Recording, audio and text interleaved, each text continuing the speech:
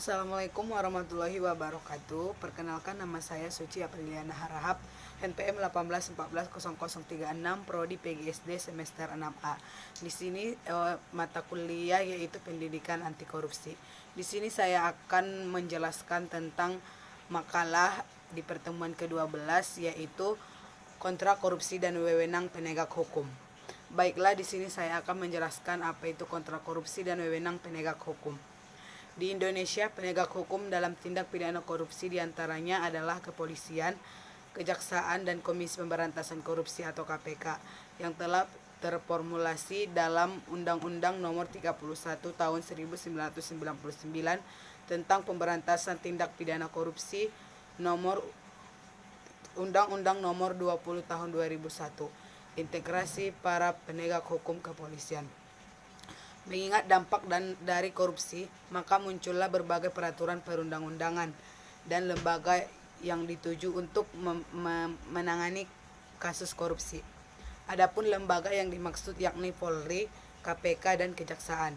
Di antara ketiga lembaga tersebut, Polri merupakan lembaga yang paling berpengalaman dalam menyelidiki berbagai kasus tindak pidana. Yang pertama yaitu kepolisian. Tugas dan tanggung jawab polisi dalam tindak pidana korupsi adalah sebagai penyidik. Tugas dan tanggung jawab penyidik telah diatur jelas dalam Undang-Undang Nomor 8 Tahun 1981 tentang KUHP dan Undang-Undang Nomor 2 Tahun 2002 tentang Kepolisian Negara Republik Indonesia. Pasal 4 sampai pasal 6 KUHP menguraikan tentang penyidikan adalah pejabat kepolisian negara Republik Indonesia yang mempunyai tugas dan tanggung jawab melakukan penyelidikan. Pada Undang-Undang Nomor 2 Tahun 2002 tentang Kepolisian Negara Republik Indonesia telah diuraikan juga mengenai tugas dan tanggung jawab sebagai penyidik dalam pasal 1 sampai pasal 6 serta pasal 10, pasal 14 huruf G menyatakan dalam tugas dan tanggung jawab penyidik berpedoman pada KUHP untuk menangani tindak pidana korupsi. Kepolisian berpedoman pada Undang-Undang Nomor 8 Tahun 1981 tentang KUHP dijelaskan bahwa penyidik adalah pejabat polisi negara Republik Indonesia. Penyidik menurut KUHP berwenang melakukan penyidikan tindak pidana yang terjadi di mana pasal 1 ayat 1 dan ayat 2 tidak mengenal istilah pidana umum atau pidana khusus.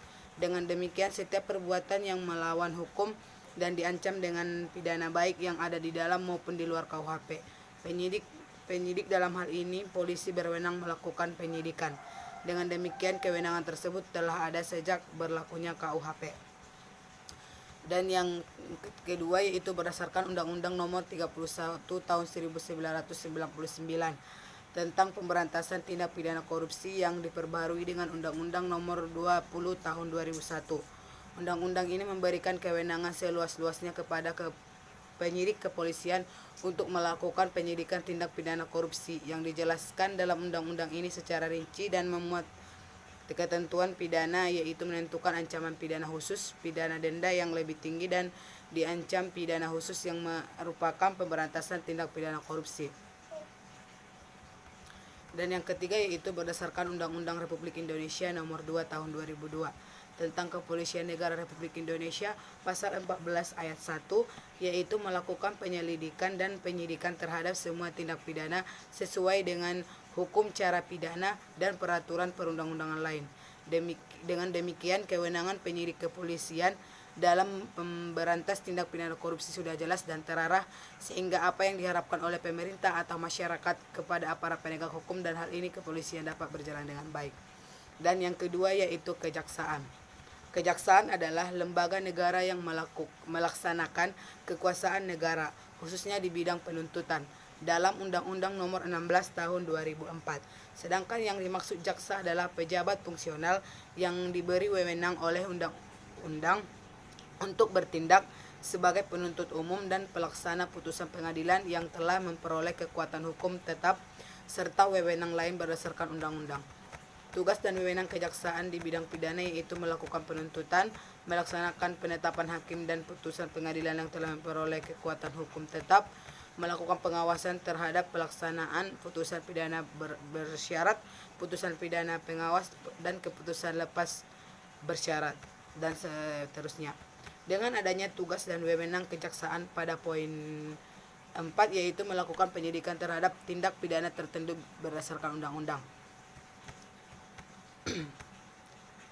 yakni melakukan penyidikan terhadap tindak pidana tertentu berdasarkan undang-undang, maka kejaksaan bisa menangani tindak pidana korupsi karena tindak pidana korupsi merupakan salah satu tindak pidana yang diatur dalam undang-undang, yakni Undang-Undang Nomor 31 Tahun 1999. Dalam hal ini penanganan tindak pidana korupsi kejaksaan berpedoman pada Undang-Undang Nomor 16 Tahun 2004 tentang Kejaksaan Republik Indonesia. Dan yang kedua yaitu pasal 91 ayat 1 KUHP mengatur tentang kewenangan jaksa untuk mengambil alih berita acara pemeriksaan, dan pasal 284 ayat 2 KUHP menyatakan dalam waktu 2 tahun setelah undang-undang ini diundangkan, maka terhadap semua perkara diberlakukan ketentuan undang-undang ini, dengan pengecualian untuk sementara mengenai ketentuan khusus acara pidana sebagaimana tersebut pada undang-undang tertentu, sampai ada perubahan dan atau dinyatakan tidak berlaku lagi.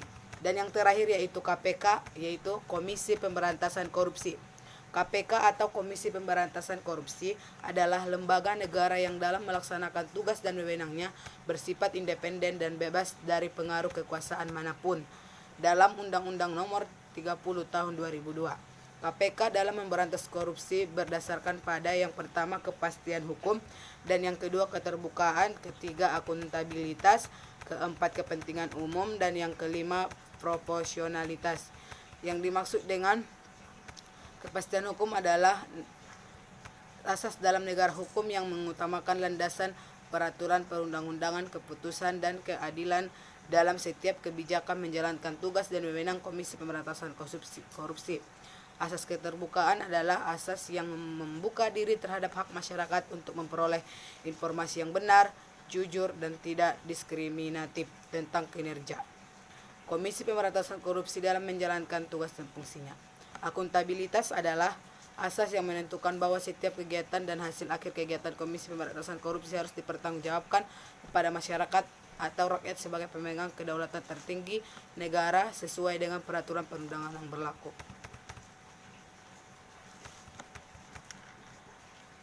Tugas Komisi Pemberantasan Korupsi meliputi yang pertama yaitu koordinasi dengan instansi yang berwenang melakukan pemberantasan tindak korupsi, supervisi terhadap instansi yang berwenang melakukan pemberantasan tindak pidana korupsi, melakukan penyelidikan, penyidikan, dan penuntutan terhadap tindak pidana korupsi, dan yang keempat yaitu melakukan tindak-tindak pencegahan tindak pidana korupsi, dan yang terakhir yaitu melakukan monitor terhadap penyelenggaraan pemerintah negara.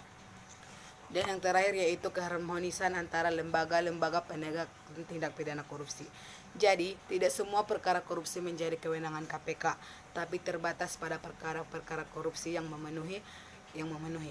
Dengan demikian, penanganan tindak pidana korupsi bisa dilakukan masing-masing lembaga kepolisian, kejaksaan, dan KPK. Sebagaimana ketentuan pasal 26 Undang-Undang Nomor 31 Tahun 1900 ditentukan bahwa penyidikan, penuntutan, dan pemeriksaan di sidang pengadilan terhadap tindak pidana korupsi dilakukan berdasarkan hukum acara pidana yang berlaku, kecuali ditentukan lain dalam undang-undang ini.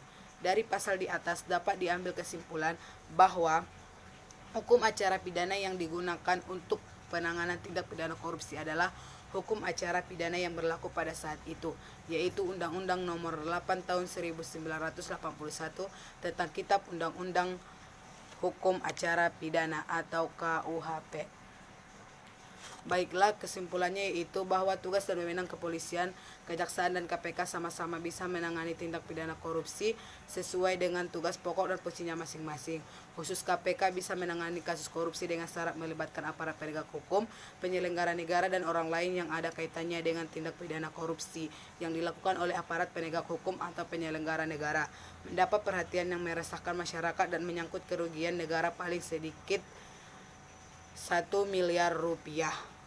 Baiklah, cukup sekian yang dapat saya sampaikan. Apabila ada kata yang salah, saya mohon maaf. Wabillahi taufiq wal hidayah. Wassalamualaikum warahmatullahi wabarakatuh.